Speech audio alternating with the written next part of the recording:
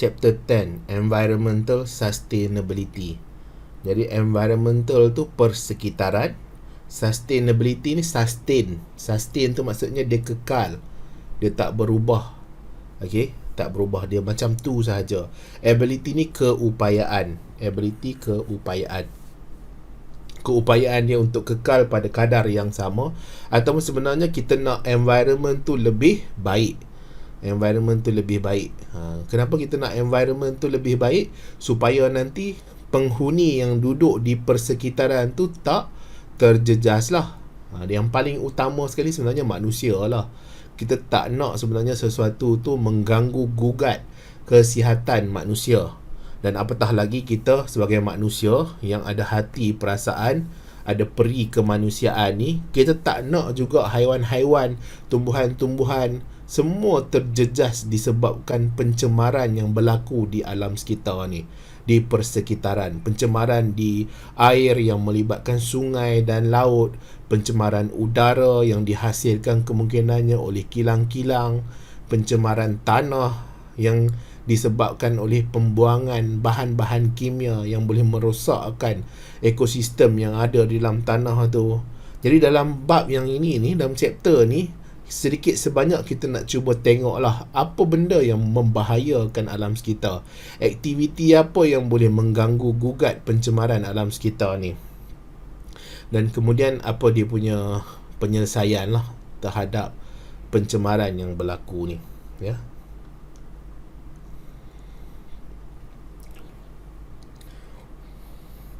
Jadi sebelum cikgu nak pergi satu persatu ni, kita tengok dululah apa yang ada di dalam bab ni daripada mula sampai ke akhir.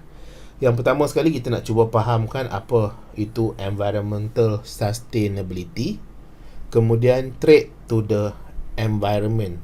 Okey, macam mana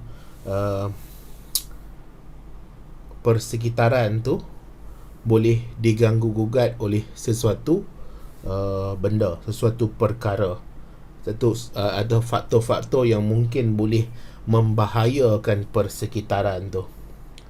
Seterusnya kita ada melibatkan macam mana kita nak jaga ekosistem, nak jaga environment tu supaya dia tak semakin teruk, okey, ataupun kita nak kekalkan yang elok sekarang ni, ataupun kita nak tambah baik lagi supaya environment ni dia daripada keadaan yang macam ni menjadi lebih baik. Okey, keadaan yang tercemar tu dia hilang pencemaran yang ada tu, untuk protect ekosistem.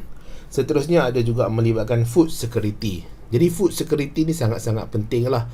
Sebab apa? Kadang-kadang untuk penghasilan makanan tu dia memerlukan persekitaran yang bagus. Jadi tanpa persekitaran yang bagus, tanpa sistem yang bagus, akan mengganggu gugat food security yang ada. Food security tu macam mana ya nak cerita, ke apa ni, makanan tu sentiasa ada. Makanan tu sentiasa ada dan dia available kepada orang yang nak kepada makanan tu. Kemudian akhir sekali kita ada green technology, teknologi hijau. Ya, teknologi hijau. Selalulah kita dengar tentang teknologi hijau ni. Dalam kita nak menjaga alam sekitar ni, kita gunakan teknologi hijau ni. Ini sekali imbas lah apa yang cikgu akan cuba terangkan, supaya kamu mungkin boleh faham lah ya tentang chapter yang ke-10 ni, environmental sustainability. Sekarang ni kita masuk kepada setiap satu yang ada dalam nota ni lah ya. Nota ni cikgu ambil daripada buku teks, cikgu tulis sendirilah supaya nanti cikgu boleh gunakan untuk terang kepada kamu. Kalau kamu berminat nak dapatkan nota ni, boleh mesej cikgu. Yang ni untuk DLP lah, Dual Language Program, yang English version punya. Bahasa Melayu pun cikgu dah habis daripada bab 1 sampai 15. Kamu boleh tengok lah ya untuk bahasa Melayu. Tapi nota ni walaupun dia dalam bahasa Inggeris, cikgu masih terangkan lagi dalam bahasa Melayu sebab sebelumnya ada request kata cikgu jangan guna bahasa Inggeris fully, nanti dia orang tak faham. Jadi cikgu guna jugalah bahasa Melayu untuk terangkan nota bahasa Inggeris ni. Okey, kita pergi dulu kepada environmental sustainability. Sustainability tadi dah terang, sustain ni dia kekal, ability ni keupayaan dia untuk kekal. Keupayaan dia untuk kekal, tak berkurang. Dia tak ada depletion, tak ada decrease dalam kualiti ke, dalam kuantiti ke yang ada. Melibatkan environment lah. Jadi environment ni dia ada tanah, air, udara. Jadi dalam penerangan yang ada dalam buku teks tu dia tulis environment remain unchanged without depletions natural resource. Jadi sumber semula jadi tidak ada pengurangan. Tidak ada pengurangan. Sumber semula jadi yang ada pada environment ni tidak mengalami pengurangan. Kemudian tidak mengalami pengurangan dari segi natural resource dan dari segi kualiti. Okey, dari segi kualiti. For a long period, dalam jangka masa yang panjang. Maksudnya cikgu punya generasi, kamu punya generasi, cucu kamu punya, anak kamu punya generasi, cucu kamu punya generasi, dia masih lagi dalam keadaan yang sama dia punya kualiti dia. Okay? Sama dalam keadaan dia punya kualiti, sama dalam keadaan dia punya kuantiti. Okey, ancaman terhadap persekitaran. Sekarang ni kita nak cuba tengokkan ancaman terhadap persekitaran. Apa yang boleh mengganggu gugat environment sustainability ni? Apa yang boleh ganggu gugat environment sustainability? Kenapa kadang-kadang environment tu dia tak boleh nak sustain, dia tak boleh nak lestari, dia tak boleh kekal pada keadaan yang sama? Jadi ada beberapa faktor, ada beberapa sebab yang boleh menyebabkan environment tu dalam keadaan bahaya. Yang pertama ni ada climate change atau global warming. Okey, climate change atau global warming. Yang kedua adalah loss of biodiversity. Kehilangan biodiversity, kepelbagaian bio. Kemudian ada yang melibatkan eutrophication atau eutrofikasi. Ada yang melibatkan pollution. Okey, pollution. Kemudian human population growth explosion. Nanti last sekali kita akan tengok yang ini. Jadi kita pergi satu persatu dulu. Yang pertama sekali kita ada climate change. Jadi climate change atau global warming, dia refer kepada suhu bumi. Dia refer kepada suhu bumi. Jadi suhu bumi ni dia sepatutnya dia tak berubah lah, dia kekal daripada satu tahun ke tahun yang lain. Dia tak boleh fluctuate, kejap dia tinggi, kejap dia rendah. Tapi yang berbahaya lagi kalau dia berubah daripada keadaan konstan dia dari tahun ke tahun. Jadi dia jadi lagi tinggi. Bila jadi lagi tinggi, itu berbahayalah. Memang dikatakan suhu bumi ni dia makin lama makin tinggi, yang akan menyebabkan global warming. Kepanasan secara global. Jadi kepanasan secara global ni akan menyebabkan banyak kesan terhadap terutama sekali tumbuhan lah. Sebab tumbuhan ni bila ada berlaku perubahan kepada suhu dan suhu tu terlampau tinggi dan dia menyebabkan transpiration tu akan berlaku lagi banyak. Transpiration ni kehilangan air akan berlaku lagi banyak, kemungkinan tumbuhan tu tak boleh nak survive. Tumbuhan bila tak boleh nak survive, apa sahaja yang di bawah tumbuhan tu semua akan terganggu. Kamu kena ingat ya, tumbuhan kena yang paling banyak sekali. Dalam persekitaran, tumbuhan paling banyak sekali sebab salah satunya dia producer. Yang keduanya dia adalah habitat bagi banyak biodiversity. Tumbuhan yang besar tu dia adalah habitat bagi tumbuhan yang kecil, tumbuhan tumpang. Dia juga habitat bagi fauna yang ada pada persekitaran. Fauna bagi serangga, dia habitat bagi serangga, habitat bagi monyet, habitat bagi tupai. Jadi bila ada masalah dengan tumbuhan tu nanti, tumbuhan tu tak boleh nak survive sebabkan dia tinggi suhu. Ini memang bermasalah lah ya. Kemudian climate change, perubahan kepada climate. Yang pertama tu tentang suhu. Climate change yang kedua melibatkan rainfall distribution, taburan hujan. Jadi hujan ni pun dia tak boleh terlampau sangat pada satu-satu tempat. Sepatutnya taburan dia tu dia tak ganggu gugat persekitaran tu. Tapi bila dia turun dengan kadar yang terlampau banyak, ini boleh menyebabkan banjir. Jadi bila banjir berlaku, dia akan ganggu ekosistem yang ada di tempat tu. Okay? Jadi haiwan-haiwan tak boleh nak hidup di situ. Manusia pun pastinya terganggu kalau banjir. Dan ditambah lagi teruk kalau banjir ni, kalau dia ada melibatkan kawasan hutan yang ditebang dan kawasan tanah yang terbiar tu, yang menyebabkan air hujan kena pada situ, dia bawa tanah tu masuk ke dalam sungai dan akhir sekali akan menyebabkan banjir lumpur. Jadi bukan air hujan saja, dia bawa sekali dengan lumpur. Dan dia akan agak lama masa untuk dia surut. Jadi kita tak minta lah. Sebab apa? Di hujung sekali, apa yang menyebabkan semua masalah ni berlaku? Manusia tu sendiri. Ketamakan manusia tu sendiri yang menyebabkan.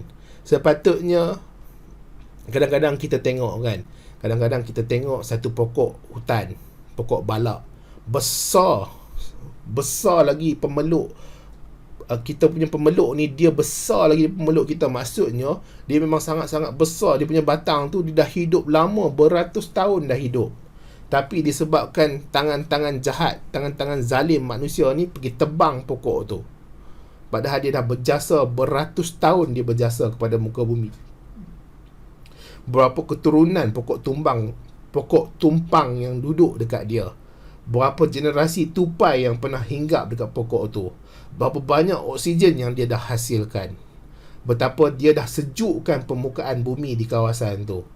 Akhir sekali, disebabkan ada tangan-tangan jahat, tangan-tangan zalim ni pergi tebang pokok yang dah berusia beratus tahun tu, disebabkan ketamakan mereka. Manusia ni kadang-kadang susah juga. Sebab apa? Sebab dia fikir diri dia saja. Dia sangat selfish, sangat pentingkan diri sendiri. Okey? Selagi ada sumber di muka bumi ni, selagi ada hutan-hutan ni, dia rasa tak senang. Kalau dia boleh eksploitasi, dia akan eksploitasi habis-habisan. Dia akan tebang semuanya untuk kekayaan diri dia dan keluarga dia lah. Ya. Padahal kalau duit dia ada tu tak cukup, bukan tak cukup, lebih 7 keturunan kalau dia nak makan. Tapi disebabkan ketamakan yang beramat sangat ni, dia nak musnahkan semua benda. Cikgu dah melalut ke arah lain kan. Kemudian kita ada wind. Wind ni angin lah. Jadi angin, kadang-kadang angin ni datang dengan sangat kuatnya. Bila dia datang dengan sangat kuatnya, terutama sekali kalau ada rumah-rumah ni, dia akan angkut bawa bersama dengan rumah-rumah tu. Macam cikgu dulu ingat waktu tingkatan 4 dulu, ada seminar bahasa Melayu dekat Dewan. Tiba-tiba datang hujan tu datang bersama dengan angin yang sangat kuat. Kami rasa bangunan tu bergegar ni, macam nak runtuh. Tapi tak adalah takut sangat, sebab tengok bangunan tu macam kuat. Tapi atap dia, ni bumbung dia tu, bila bumbung tu rasa macam nak tercabut bumbung tu. Jadi bila habis je seminar bahasa Melayu tu, menjawab kertas soalan bahasa Melayu tu, kami keluar daripada Dewan tu. Rupanya bila keluar, terkejut tengok blok-blok akademik ni dah tercabut semua bumbung-bumbung. Betapa kuatnya angin-angin waktu tu yang melintas kawasan tu. Agak menakutkan lah waktu tu ya. Jadi sekarang ni pun banyaklah kes-kes yang macam tu. Dia jadi macam tiba-tiba sahaja. Ini climate change lah. Perubahan climate yang akan menyebabkan keadaan tidak normal bagi suhu, bagi rainfall distribution, wind. Okay? Influenced by the greenhouse effect phenomenon. Jadi dia disebabkan oleh greenhouse. Greenhouse ni, nanti cikgu kalau ada masa cikgu terangkanlah tentang greenhouse ni. Ya. Oh, ni ada greenhouse. Jadi greenhouse ni rumah hijau. Rumah hijau ni adalah satu satu kawasan kaca, dibuat macam rumah. Kemudian dia ada tanaman-tanaman yang ditanam di situ. Okey, bila cahaya masuk, haba masuk, dia tak boleh nak keluar. Dia terperangkap dalam rumah tu. Jadi suhu dia akan meningkat lah. Suhu akan meningkat dalam rumah tu. Tapi dia sebenarnya, rumah tu adalah untuk meningkatkan keupayaan tumbuhan untuk hidup. Tapi masalahnya bagi muka bumi ni, dia tak boleh berlaku kenaikan suhu. Bila berlaku kenaikan suhu, kita tak tahu apa yang akan berlaku. Kesan dia boleh dikatakan hampir banyak buruk daripada baik kalau ada berlaku kenaikan suhu. Jadi greenhouse effect, macam mana dia boleh berlaku? Pertama sekali, kamu kena ingat melibatkan cahaya matahari. Cahaya matahari ni dia masuk ke bumi. Dia akan merentasi bumi punya atmosfera. Dan cahaya-cahaya kebanyakan dia akan reflect balik. Okey, dia ada cahaya yang akan reflect balik masuk ke ruang angkasa lepas lah, to the space in the infrared form. Jadi masalahnya bila ada greenhouse gases.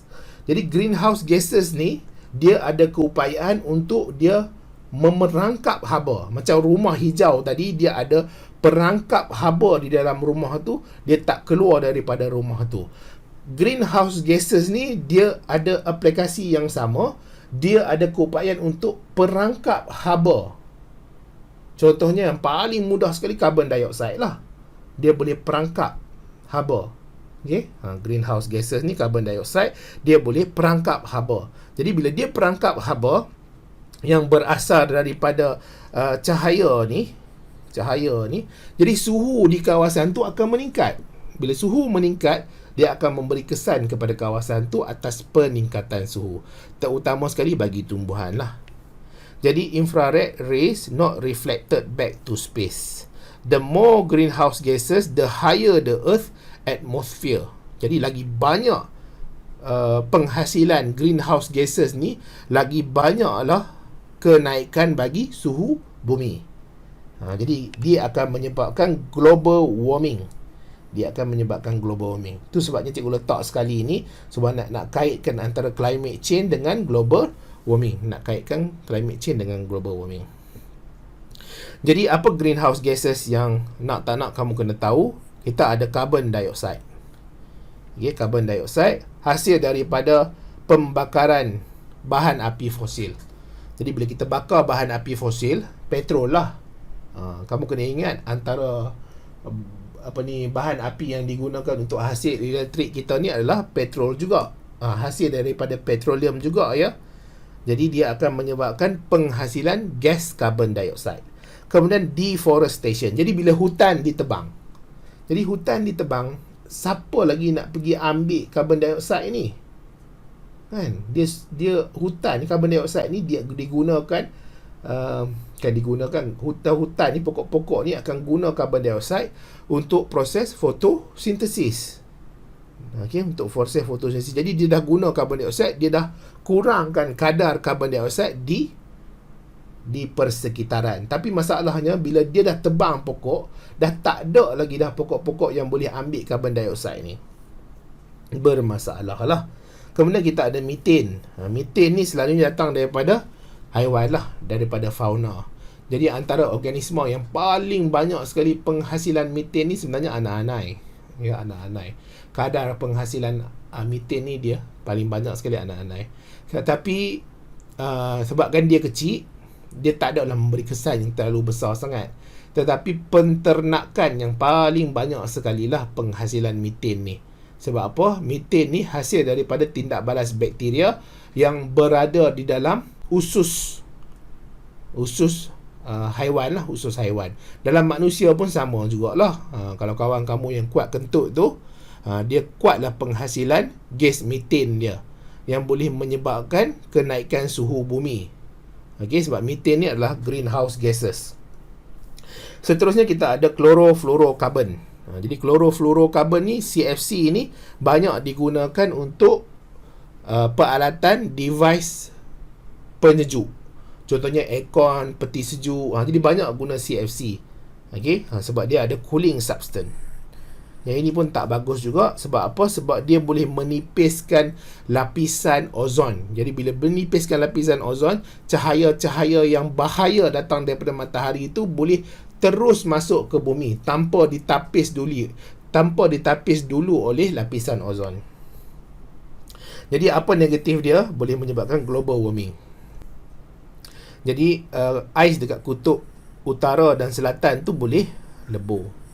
Okey, dia boleh mencair lah. Sea level ni akan increase. Jadi bila dah cair ais dekat kutub ni, jadi aras laut tu kemungkinan akan meningkat. Boleh menyebabkan climate change. Tadi climate change kan. Kemudian boleh menyebabkan biodiversity loss. Banyaklah tumbuhan-tumbuhan, haiwan-haiwan, serangga-serangga, semua akan terkesan. Okay, semua akan terkesan daripada kenaikan suhu. Terutama sekali lah kenaikan suhu. Okey, itu yang pertama, melibatkan climate change dan global warming. Cikgu harap kamu boleh faham dan taklah berapa susah sangat ya. Sekarang ni kita nak masuk kepada loss of biodiversity. Loss biodiversity ni dia kehilangan biodiversity. Jadi dia boleh melibatkan kepelbagaian hidupan yang ada lah, kepelbagaian organisma yang ada, dia musnah, dia hilang. Okay? Antara yang cukup memberi kesan ataupun faktor yang menyebabkan kehilangan kepada biodiversity ni adalah deforestation. Proses penyahutanan. Proses penyahutanan dia proses pembalakan lah. Dia ambil kayu-kayu daripada hutan-hutan tu. Jadi dia ada clearing wide area of tree in the large scale. Jadi kayu-kayu di hutan tu akan diambil, ditebang secara besar-besaran. Jadi purpose dia untuk dapatkan kayu balak tu, mungkin ada perlombongan dia nak buat di kawasan situ, ataupun dia nak buka tempat perladangan yang baru. Peladangan ni macam kita pernah dengar lah, bahawa dia buka hutan tu, dia nak tanam durian musangking. Itu boleh jugalah ya. Walaupun musangking tu pokok, tapi dia jadi hilang biodiversity. Sebab sepatutnya kawasan tu ada pokok jati, pokok meranti, ada pokok kacik Fatimah ke, tongkat Ali ke. Tiba-tiba dia hilang biodiversity, ada satu pokok je tinggal, iaitu daripada jenis musangking saja. Tak ada pokok-pokok lain. Padahal dulu kawasan tu sebelum ditebang mungkin ada beribu jenis spesies yang tinggal di situ. Tapi sekarang ni tinggal pokok durian musangking sahaja. Lepas tu dah tak ada dah haiwan-haiwan nak boleh datang duduk dekat situ, sebab petani-petani, peladang-peladang ni mestilah tak nak kan tupai ke monyet ke main masuk dekat ladang-ladang dia. Dia akan pasang perangkap, dia akan pasang macam-macam lah, supaya nanti yang akan merosakkan dia punya ladang tu tak masuk ke situ. Ya, tak masuk ke situ. Jadi itu pun akan menyebabkan loss of biodiversity. Jadi haiwan-haiwan yang dulunya hidup pada kawasan tu, pada pokok-pokok tu, sekarang ni terpaksa kena berpindah ke tempat lain. Okay, berpindah ke tempat lain. Terpaksa kena keluar daripada kawasan tu, dihalau daripada tempat tinggal dia. Ni spesies Yahudi jugalah. Spesies Yahudi juga. Okey. Kemudian dijadikan residential area, kawasan perumahan. Ada juga untuk dibuat jalan, ya. Hujan sekarang ni kat rumah cikgu. Cikgu nak habiskan ni sikit ni. Kemudian negative impact akan menyebabkan hakisan tanah. Jadi sekarang ni permukaan bumi tu sekarang ni dah tak ada dah akar nak pegang dia, nak anchor dia. Jadi tanah tu sekarang ni tak kuat lagi dah seperti sebelum. Sebab apa? Sebab tak ada akar lagi nak kuatkan dia punya pegangan tu. Jadi dia bila hujan datang, hujan tu akan bawa tanah tu bersama dan masuk ke sungai-sungai yang ada. Jadi sungai-sungai tu bila dia bawa tanah, sungai tu jadi cetek. Bila sungai jadi cetek, air sungai tu akan naik tinggi dan akhir sekali dia akan melimpah keluar daripada sungai itu, dan bila dia jatuh dekat kawasan-kawasan perumahan, kawasan-kawasan perumahan tu akan banjir. Okey, dia akan banjir lumpur nanti. Dan deforestation juga akan menyebabkan climate change. Ada cerita tadi kan, biodiversity loss, nitrogen, water, carbon cycle disrupted. semua benda-benda kitar-kitar yang sepatutnya berlaku di persekitaran ni akan terganggu daripada proses penyahutanan ni, daripada proses musnahkan hutan ni. Ini semua tangan-tangan manusia lah. Loss of water catchment area. Jadi pusat takungan air tu, pusat tadahan air tu dah hilang. Dia tak boleh dapat air bersih daripada sungai itu, sebab sungai itu dah tercemar dengan lumpur-lumpur, tanah-tanah, selut yang dibawa oleh hujan masuk ke dalam dia tu. Jadi haiwan akuatik yang ada dekat sungai tu pun mati jugalah. Mati juga. Habislah semua benda nak dibunuhnya. Kadang-kadang payah jugalah nak cakap, sebab kadang-kadang ada orang ni nak kata tak belajar agama, tinggi belajar agama, pakai serban lebay apa semua, tapi dialah yang paling banyak sekali memusnahkan alam sekitar. Kadang-kadang susahlah cikgu, bukan cikgu nak tuduh semua, bukan nak tuduh semua. Sepatutnya orang yang tahu agama lah yang paling banyak sekali mempertahankan hutan-hutan ni. Sebab apa? Sebab dia belajar agama, dia tahu tangan-tangan manusia itulah yang akan memusnahkan alam sekitar ni. Kemudian illegal hunting. Illegal hunting, pemburuan haram lah. Jadi pemburuan haram. Jadi bila ada pemburuan haram, dia buru secara berlebihan. Dia buru secara berlebihan. Sepatutnya Jabatan Hutan, Jabatan Perlihitan, tak salah cikgu, dia ada keluarkan lesen. Ada masa-masa tertentu boleh nak buru, boleh nak kutip hasil hutan, tapi kena minta izin lah, supaya nanti dia tahu haiwan apa yang kadar populasi dia tempat tu banyak. Jadi kalau tempat tu banyak, jadi tak ada masalah lah dia nak bagi lesen untuk berburu. Tapi kalau haiwan kat tempat tu, spesies yang itu sangat-sangat sedikit, populasi dia menurun dengan kadar yang banyak, jadi dia tak bagilah memburu. Tapi ada setengah orang ni, dia tak kira dah. Dia tak payah lesen-lesen ni, dia masuk hutan, asal jumpa saja, tembak je semua. Jadi tak bolehlah juga macam tu. Dia menyebabkan pemburuan haram. Kemudian kita ada pollution, acid rain. Jadi bila acid rain ni disebabkan selalunya oleh kilang-kilang lah. Jadi kilang-kilang ni dia tak pasang alat-alat keselamatan, alat-alat tapisan pada dia punya kilang, serobong kilang dia tu, yang menyebabkan ada penghasilan asap-asap yang akhirnya bertukar menjadi asid, hujan asid, bertukar menjadi hujan asid. Jadi kita akan cuba fahamkan sedikit ni apa benda yang cikgu dah tulis kat sini.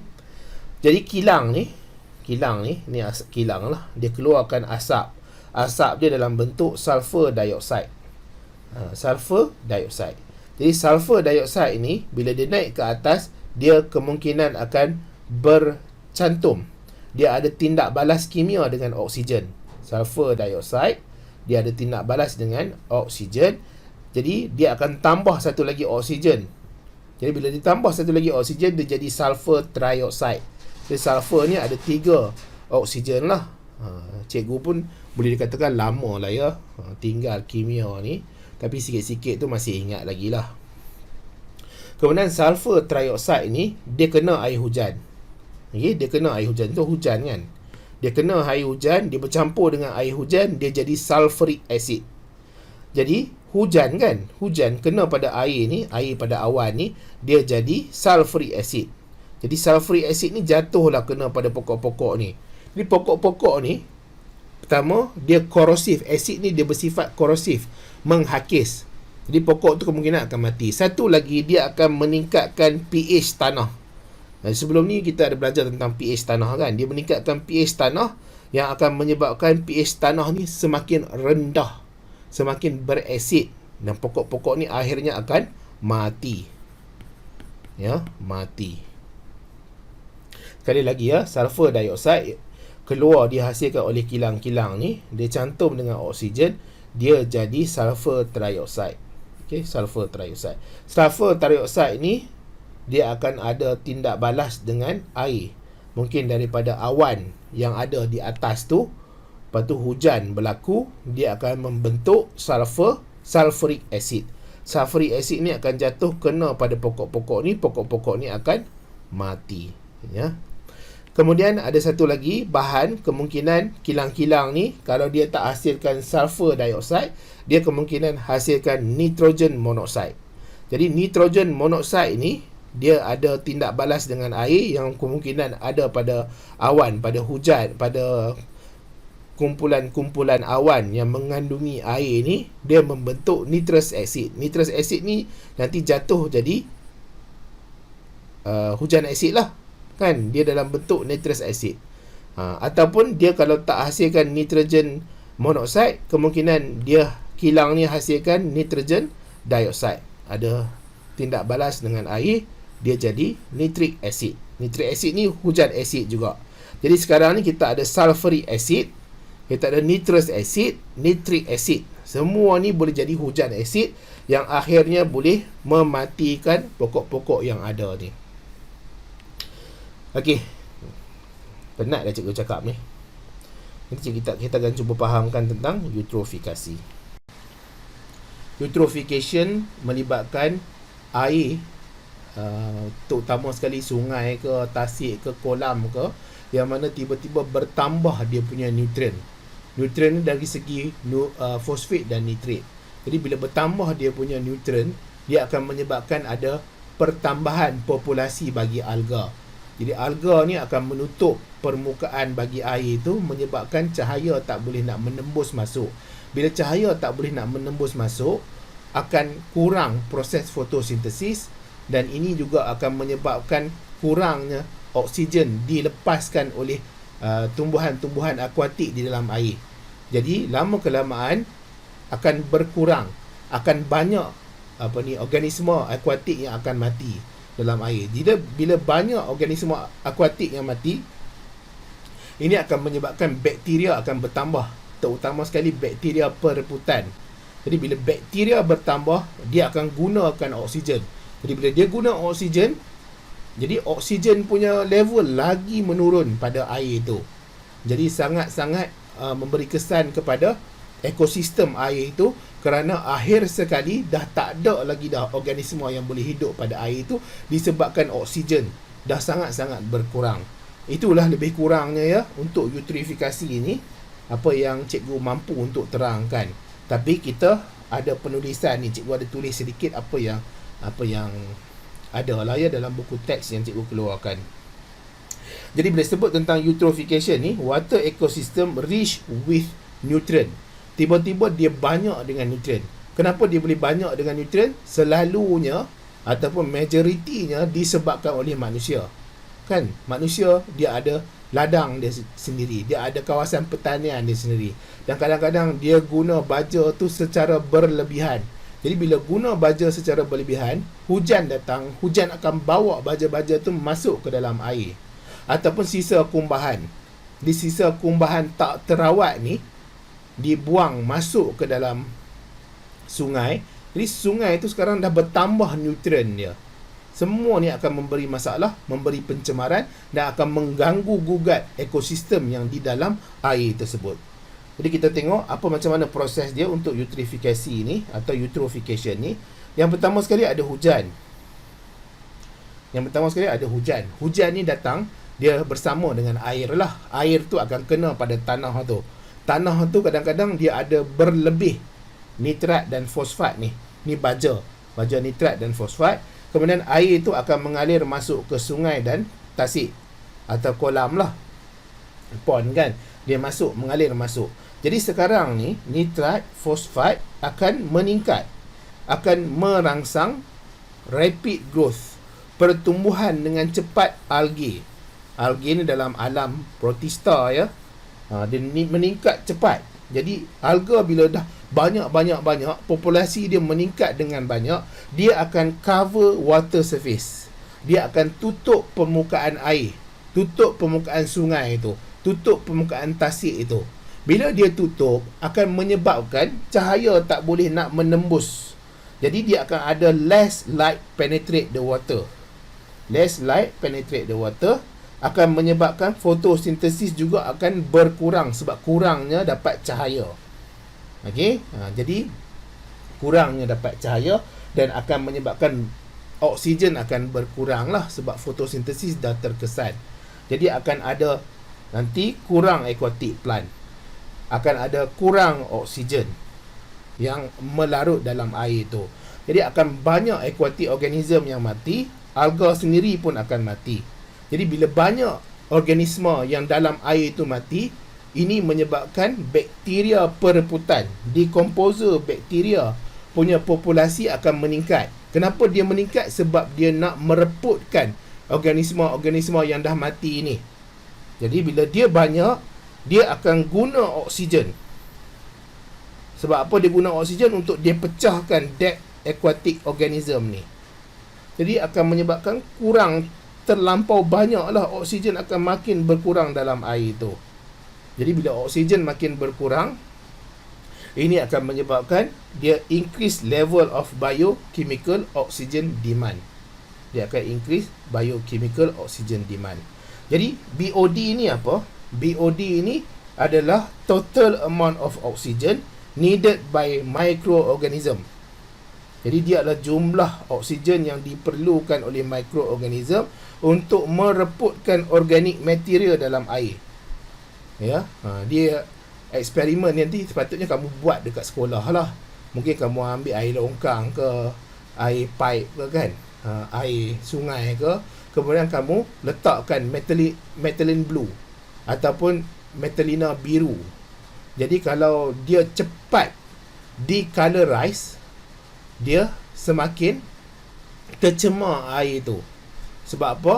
Sebab dengan kehadiran oksigen, methylenina biru tu akan kekal biru. Okey, dengan kehadiran oksigen, methylenina biru akan kekal biru. Tetapi kalau air itu tidak ada oksigen atau kurang keterlarutan oksigen, jadi dia akan cepat decolorize. Dia akan cepat decolorize. Nanti akan buatlah ya, akan buat dekat makmal tentang eksperimen tu. Jadi high BOD indicate low water quality. Jadi semakin kurang oksigen ni, semakin kuranglah kualiti air itu. Ya, ini salah satulah dia melibatkan oksigen. Tapi ada jugalah benda-benda lain ya. Kadang-kadang pencemaran ni dia boleh pencemaran disebabkan oleh heavy metal, logam berat. Yang dimasuk, yang tumpah ke dalam air ataupun dibuang ke dalam sungai ke dalam kolam ke dalam tasik ke. Tapi yang kita cerita ni adalah melibatkan oksigen. Jadi sekarang ni kita nak tengok factor causing. Apa faktor yang menyebabkan eutrofikasi ini? Jadi ini banyaklah. Ini ada dalam buku teks ya. Cikgu nak buka tak sempat lah. Nanti kamu carilah dalam buku teks ada. Ni cikgu keluarkan masuk dalam nota cikgu ni. Jadi kita ada terrace house. Ni rumah lah. Yang ni flat. Bangunan flat. Yang ni rumah. Jadi dia ada residue. Dia ada sewage. Ada sisa-sisa buangan yang dihasilkan oleh rumah, hasilkan oleh bangunan. Dan kadang-kadang semua sisa-sisa ni dia masuk ke dalam sungai. Dia masuk, dibuang ke dalam tasik. Jadi tasik tu sekarang ni dah tinggi kadar nutrien dia. Hasil buangan bahan-bahan tu. Ataupun bila ada buangan-buangan bahan-bahan tu, bakteria pereputan tu akan semakin bertambah. Sebab dia nak mereputkan bahan-bahan yang dibuang daripada rumah-rumah ni. Yang menyebabkan bila bertambahnya bakteria perebutan, dia akan guna oksigen dengan kadar yang banyak. Kemudian sewage treatment plant ni loji lah, loji buangan kan. Kalau kadang-kadang dia untreated, dia tak betul-betul cuci sisa kumbahan tu, dia buang terus ke sungai, itu pun masalah juga. Kemudian kilang. Kilang ni pun kadang-kadang dia banyak lah. Kilang makanan, kadang-kadang ada sisa-sisa makanan yang tak habis ke, ada yang tak elok ke. Jadi bahan-bahan tu semua dibuang ke sungai. Jadi ini akan menyebabkan pencemaran bagi sungai. Ada ladang. Farm, ladang. Dia gunakan nitrat dan fosfat untuk baja dia. Dan ni cikgu dah cerita tadilah. Kemudian shelter, goat shelter, cow shelter, pig shelter. Dia ladang penternakan haiwan lah ya. Kadang-kadang najis dia tu, dia just jirus dengan air je, dia mengalir masuk ke sungai. Dia tak betul-betul buat parit di mana dia akan rawat dulu najis tu sebelum dibuang ke sungai. Itu pun masalah jugalah. Ini akan menyebabkan pencemaran bagi air itu, yang akan menyebabkan kuantiti oksigen tu akan jatuh mendadak. Kemudian kita ada construction site. Jadi construction site ni kemungkinan ada penggunaan nitrat dan fosfat ni. Kemudian mining activity, soil erosion. Jadi bila ada mining activity, kadang-kadang dia membina bukit di kawasan-kawasan perlombongan ni, dan penggunaan air, penggunaan tanah yang dicuci itu, dalam tanah tu kadang-kadang dia ada baja dia sendiri. Jadi bila kita bongkar tanah tu, air hujan lalu dia bawa tanah tu masuk ke dalam sungai, masuk ke dalam tasik. Ini pun menyebabkan pencemaran, menyebabkan tingginya kadar nutrien pada sungai tu, pada tasik tu, pada kolam tu, yang akhir sekali menyebabkan semua tumbuhan-tumbuhan, semua organisma akuatik tu mati. Ya. Itu yang cikgu mampu terangkanlah untuk eutrifikasi ni atau eutrophication. Sekarang ni kita nak tengok kepada pollution. Untuk pollution ni, dia ada air pollution, thermal pollution, noise pollution. Okey, yang ini cikgu ikut dalam buku teks ya. Seingat cikgu lah ya. Cikgu memang ambil 100% nota ni daripada buku teks. Jadi hopefully dia cover everything lah. Jadi air pollution ni pencemaran udara. Jadi dia ada increased pollutant substance in atmosphere. Jadi contohnya daripada exhaust fume vehicle, daripada kenderaan. Di kenderaan, asap-asap kenderaan ni adanya nitrogen oxide, carbon monoxide, lead, smoke, soot, hydrocarbon gases. Ini bahan-bahan lah, bahan-bahan yang dibuang oleh asap-asap kenderaan tu. Dan setiap satu ni dia ada kesan dia kepada organisma.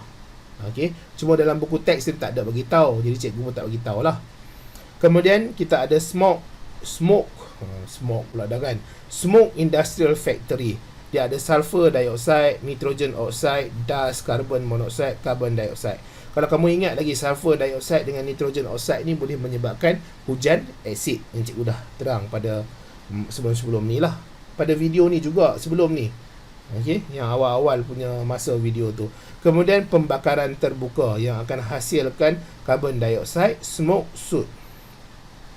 Okey, kemudian kita ada thermal pollution. Thermal pollution ni pencemaran haba lah. Pencemaran haba. Jadi deterioration of water quality caused by the excessive heat dissipation. Kadang-kadang kilang ni dia guna apa untuk dia sejukkan mesin dia? Dia guna apa? Dia gunakan air. Dia ambil air sungai tu, dia masuk, alirkan, dia pergi kat mesin dia, dia keluarkan daripada mesin dia, kemudian dia masuk terus ke sungai. Jadi bila dia guna macam tu, haba yang ada dekat air yang dialirkan masuk ke sungai tu akan menyebabkan air sungai tu meningkat dia punya suhu. Jadi bila meningkat dia punya suhu, dia akan memberi kesan kepada semua organisma akuatik yang ada di situ. Ni selalunya contohnya kalau factory, dia guna ada mesin-mesin besar. Okey? Mesin-mesin besar. Ataupun kita ada nuclear reactor. Kan nuclear reactor dia guna air untuk sejukkan proses pemecahan nuklear tu. Jadi haba tu sendiri akan memberi kesan kepada organisma akuatik, ya. Aquatic organism. Jadi water used to cool, generator used in industrial factories, hydroelectric power generator plant. Jadi dia akan increase water temperature, affect aquatic organism greatly. High temperature enhance algae growth. Jadi bila algae growth ni, algae bila bertambah, dia akan tutup lah bahagian permukaan yang menyebabkan eutrofikasi pula dah. Ya. Jadi noise pollution. Noise pollution pencemaran bunyi. Jadi dia akan memberi kesan kepada kita lah, terutama sekali manusia. Kan kita kalau dengar bunyi bising, kita pun tak boleh nak tidur. Kita boleh tak boleh nak tidur, kita jadi stres, tertekan. Kita nak bergaduh nanti dengan orang tu, bergaduh dengan orang ni, bergaduh dengan mak ayah kita, bergaduh dengan adik-adik kita. Sebab apa? Sebab kita tak boleh nak tidur. Kita rasa terganggu dengan bunyi-bunyi bising ni. Ya. Jadi dia akan menyebabkan heart problem, high blood pressure, depression, headache. Okey. Seterusnya, apa yang menyebabkan ancaman kepada persekitaran ni? Selain daripada pollution, selain daripada eutrophication ni, kita ada human population growth explosion. Dalam teori, dalam biologi ni, dia memang sangat-sangat faham bahawa semua penyebab-penyebab ancaman kepada ekosistem ni adalah manusia. Jadi kalau manusia ni tiba-tiba jadi semakin banyak populasi dia, jadi dia punya permintaan tu akan semakin banyak, dia punya ancaman tu akan semakin tinggi. Jadi kalau manusia tu semakin banyak, dia memerlukan sangat banyak, pekerjaan kena ada banyak. Jadi kat mana dia nak cari kadang-kadang? Jadi ada hutan-hutan tu, ada tanah-tanah tu, ada batu-batuan tu, ada sungai-sungai tu yang dia akan eksploitasi habis-habisan. Tambah-tambah pula kalau dapat tangan-tangan yang zalim dan kejam ni, dia fikir diri dia sahaja, dia tak fikir tentang alam sekitar, dia tak fikir tentang haiwan-haiwan yang ada dalam hutan tu. Ya. Jadi dia akan total number of human increase in certain area. Dia akan menyebabkan demand of natural resource increase. Jadi semakin ramai, tiba-tiba orang semakin ramai, kan? Sekarang ni tak cakap pun susah jugalah, ya. Tapi itulah antara benda yang penting adalah education lah, pendidikan. Paling tidak pun orang tahu, kadang-kadang dalam hidup ni tak perlu terlalu kaya sangat pun. Kita cukup hidup untuk kita, keluarga kita dapat hidup tanpa kita membazir, dapat hidup tanpa kita rosakkan alam sekitar. Itu sebenarnya dah cukup sebenarnya. Itu lebih daripada cukup lah, ya. Itu sekadar pandangan cikgu lah, ya. Cikgu ni manusia biasa juga. Mungkin salah, mungkin betul, mungkin ada pandangan-pandangan yang sepanjang cikgu mengajar kamu ni yang tak kena, yang kamu tak setuju, tak ada masalah. Ya, kamu boleh berpandangan kamu sendiri. Tapi ini adalah pandangan cikgu lah. Kadang-kadang ada selit-selit sedikit dalam cikgu mengajar ni, pandangan cikgu. Ya, tak ada masalah lah. Kita ni manusia biasa, orang biasa je, cikgu ni orang biasa je. Jadi kalau salah tu pun benda yang kemungkinan berlaku. Kemudian kita nak protect ekosistem. Kita nak protect ekosistem, macam mana kita nak jaga ekosistem kita ni. Jadi dalam protect ekosistem ni kita ada ecosystem preservation, ecosystem conservation, ecosystem restoration. Okay. Kemudian practice contribute to environmental sustainability. Ini yang ada dalam buku teks lah, ya, yang cikgu keluarkan. Jadi ecosystem preservation ni kita preserve, kita jaga apa yang kita dah ada tu. Jadi kita akan usahakan untuk jaga, untuk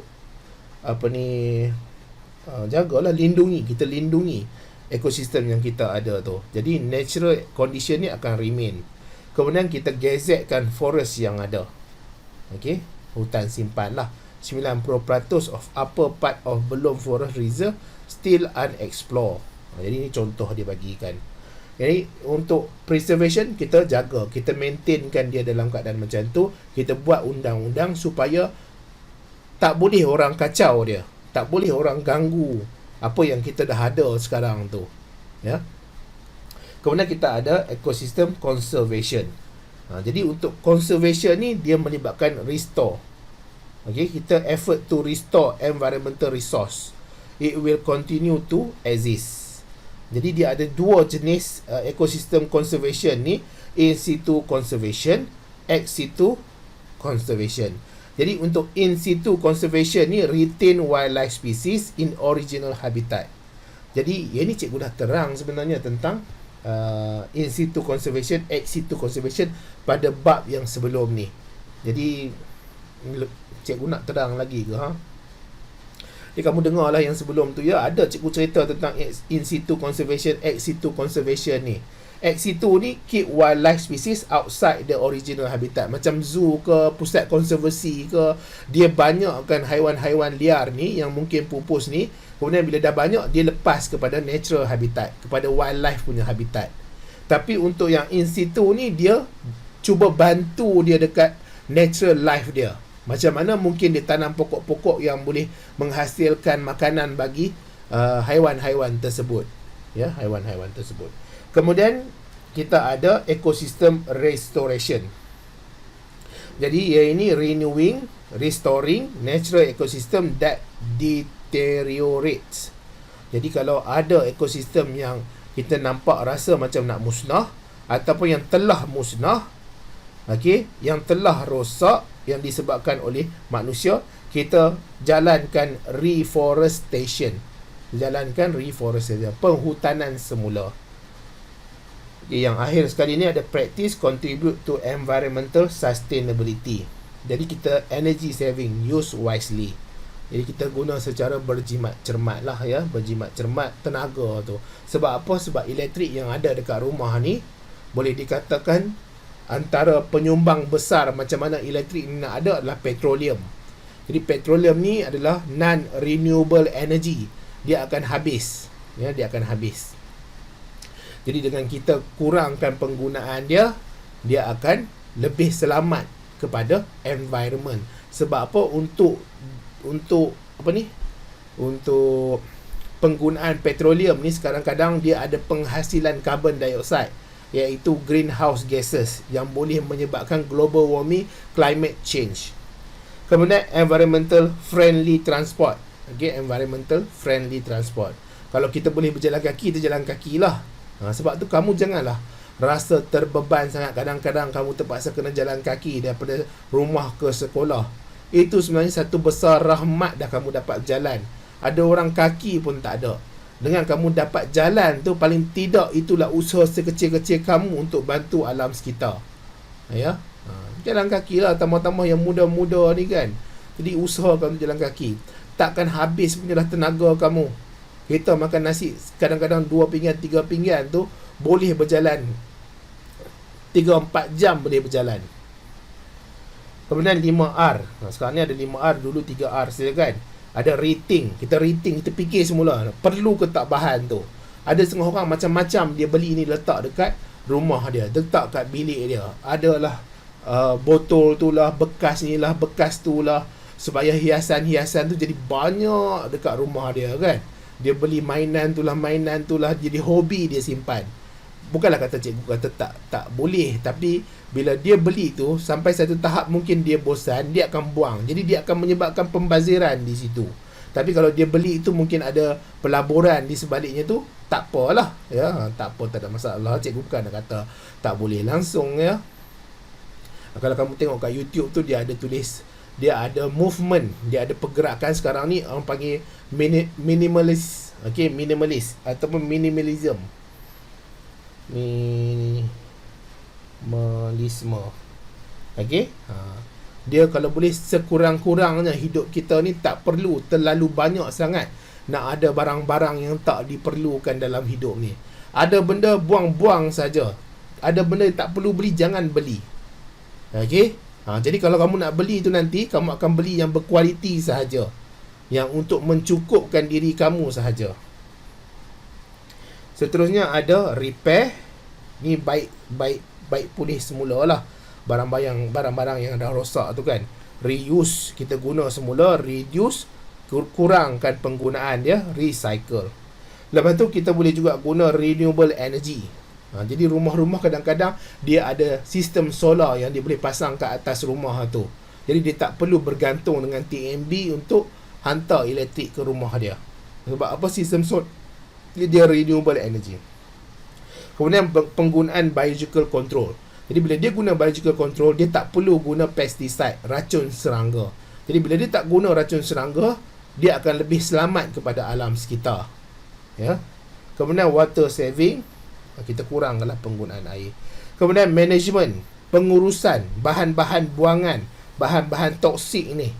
Jadi dia ada Department of Environment yang memastikan pembuangan ni pada prosedur yang betul. Dia bukan sesuka hati boleh buang dekat sungai, sesuka hati buang dekat kolam, sesuka hati buang dekat tempat-tempat yang tak sepatutnya buang. Kemudian bila tercemar nanti, dia akan memberi kesan kepada manusia lah terutama sekali. Jadi kita ada Department of Environment ni yang akan coordinate with disposal activity. Dia akan kawal pembuangan bahan-bahan. Set maximum limit of waste production, control license related to waste. Dia akan kawal. Ada 3 perkara tu. Okey, kemudian kita pergi pada food security. Dalam food security ni ada beberapa komponen yang kamu nak tak nak kena fahamkan. Yang pertama adalah availability of the food. Availability, available atau tidak. Kita nak beli itu ada ke tidak. Ya, tambah-tambah lagi kalau makanan-makanan yang merupakan makanan ruji bagi penduduk Malaysia. Contohnya kamu nak beli beras. Beras tak ada jual pula. Jadi itu akan mengganggulah kehidupan seharian penduduk Malaysia ni. Bila nak beli beras, beras tak ada. Atau dia nak beli gula, gula tak ada. Atau kalau nak beli, dia dalam keadaan harga yang terlampau mahal, yang tak mampu nak beli kan. Jadi itu melibatkan availability of the food. Kemudian access to the food. Access to the food ni, kalau kita nak beli tu mudah tak kita nak dapat? Kita pergi kedai, ada jual ke tidak? Ataupun ada kedai-kedai tertentu saja yang jual. Jadi dia melibatkan access to the food lah. Sepatutnya kena mudah lah. Tambah-tambah lagi makanan-makanan yang merupakan makanan harian penduduk Malaysia. Gula, garam, beras, ayam, itu makanan-makanan harian dia. Nak memastikan benda tu sentiasa ada dari masa ke semasa. Dan mudah nak didapati. Seterusnya kita ada komponen yang ketiga, iaitu food utilization. Jadi food utilization ni adalah macam mana keadaan dia, kita nak kawal ataupun nak pastikan makanan tu dalam keadaan yang properly exist. Okay? Properly exist. Dalam keadaan yang properly use. Dia tak berlebihan, dia tak dibuang, dia tak dibazirkan. Jadi dia food utilization. Contohnya kalau ada ikan harvest, banyak ikan harvest, waktu tu ikan memang sangat-sangat banyak. Jadi kalau dia tak pastikan apa yang dia nak buat terhadap lebihan ikan tu, itu akan menyebabkan pembaziran. Jadi dia kena buat sesuatu, fikir sesuatu, mungkin kerajaan ke, Jabatan Perikanan ke, apa lebihan ikan tu dia nak buat. Mungkin dia buat keropok dekor ke, dia buat keropok keping ke, dia tukar bubuh dalam tin ke. Jadi nak memastikan tidak ada makanan yang dibuang. Ya. Kemudian food utilization pula, kalau dia dah ada kilang-kilang penghasilan makanan-makanan ni, contohnya gula, penghasilan gula, dia kena bubuh packaging yang betul.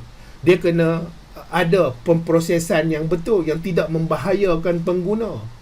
Ni beli-beli gula, tiba-tiba gula tu ada racun kimia contohnya. Ada bahan berbahaya yang boleh mengganggu orang yang ambil gula tu. Jadi itu akan mengganggu gugat food security ni. Lebih kurang macam tu lah ya. Jadi kalau kamu nampak ada dekat label-label keropok ke, dekat susu ke, kadang-kadang ada nutrient content tu, itu semua dalam food utilization lah. Seterusnya kita ada food stability. Jadi food stability ni kestabilan makanan tu. Maksudnya makanan tu dia stabil. Dari masa ke semasa dia ada. Walaupun wabak datang ke, walaupun banjir datang ke, ataupun walaupun tiba-tiba kita dengar dekat Thailand tu ada kemarau yang panjang ke. Jadi negara ni dah pastikan awal-awal benda tu kemungkinan akan berlaku. Dia akan stok tu, dia akan restock balik semua benda tu, supaya nanti bila sampai keadaan, okay, bila sampai keadaan, bila dah berkurang, dia dapat supply balik. Okay, maksudnya dia ada persediaan lah untuk memastikan makanan tu sentiasa ada dari masa ke semasa. Kemudian dalam food security ni, terutama sekali bagi yang Muslim ni, ada melibatkan halal dan haram ni lah. Jadi halal ni bukan semata-mata tidak ada kandungan benda-benda ataupun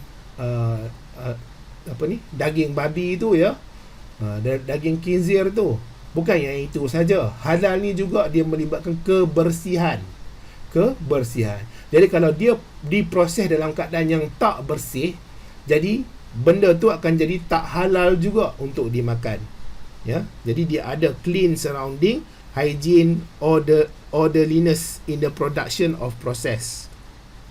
Jadi dia ada guideline dia sendiri nak dapatkan halal tu, iaitu yang melibatkan Good Manufacturing Practice GMP, Hazard Analysis and Critical Control Point HACCP. Okey, kita masuk pada bahagian yang terakhir ni, yang melibatkan green technology, teknologi hijau. Jadi teknologi hijau ni kita nak cuba bangunkan, kita adakan produk, adakan sistem, okey, equipment sistem untuk kita jaga environment kita, jaga alam sekitar kita, supaya dia tak decline, dia tak deteriorate. Okey, kita nak jaga. dengan macam mana kita cuba kurangkan negative impact of the human activity. Mungkin kadang-kadang kita tak boleh nak tinggal terus. Kita takkanlah kita, kalau kita nak pergi KL, kita nak jalan kaki, terpaksa nak tak nak kena naik bas juga, naik kenderaan juga. Jadi kita akan fikirkan cara macam mana sedaya mampu kita nak kurangkan sedikit. Kalau kita tak boleh buang langsung, kita kurangkan.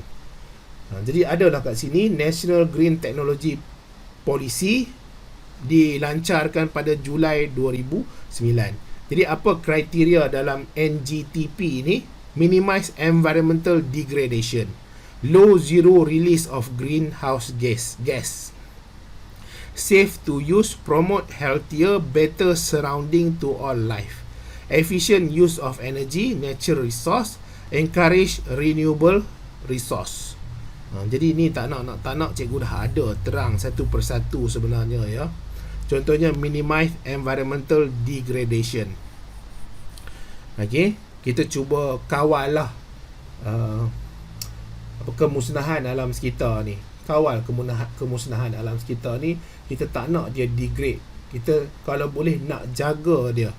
Kemudian kita kalau boleh tak nak ada penghasilan greenhouse gases ni. Kita cuba kurangkan lah. Kalau tak boleh nak zero kan, paling tidak pun low lah ya. Safe to use, promote healthier, better surrounding to all life. All life ni bukan hanya manusia saja, haiwan pun sama juga ya. Jadi kadang-kadang kita dah ganggu habitat dia. Macam mana dia nak ada safe zone? Macam mana kita nak dia nak dapat healthier surrounding kepada dia ya.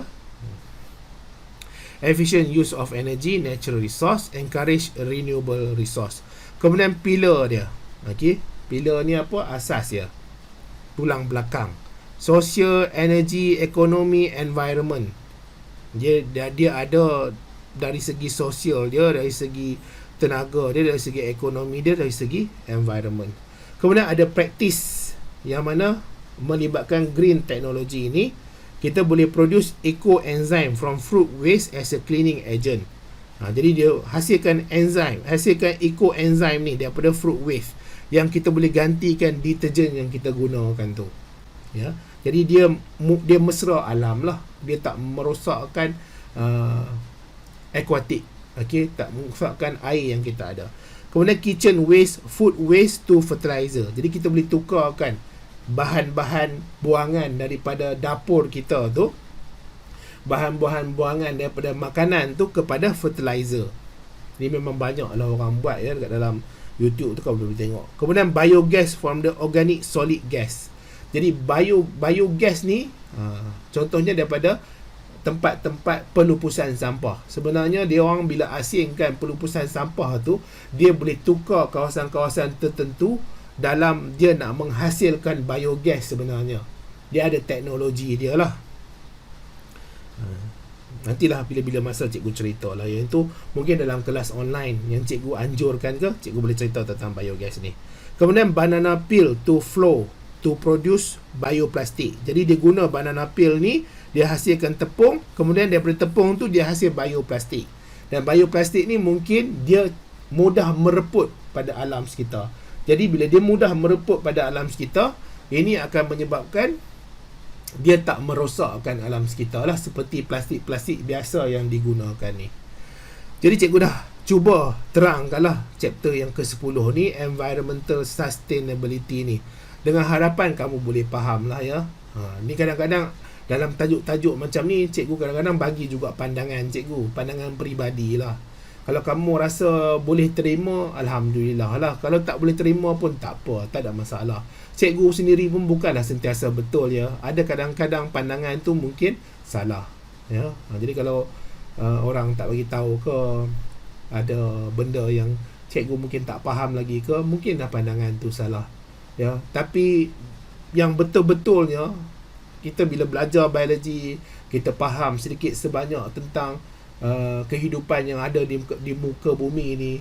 Paling tidak pun kita sayanglah dengan apa yang kita ada, khazanah yang kita ada ni, hutan yang kita ada ni, tanah yang kita ada ni, air yang kita ada ni, laut yang kita ada. Kita tak nak benda ni rosak. disebabkan tangan-tangan kejam yang memusnahkan. Okey, pada bab yang seterusnya cikgu akan masuk pada inheritance. Okey, chapter yang ke-11. Jumpa pada video yang seterusnya ya.